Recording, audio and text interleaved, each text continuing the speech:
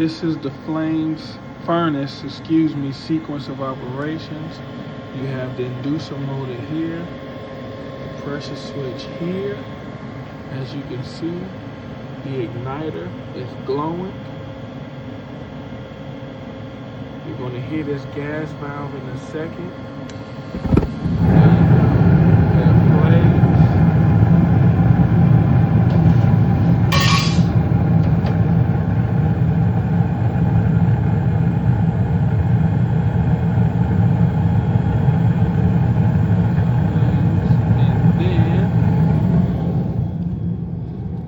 This fan is about to kick on any second now.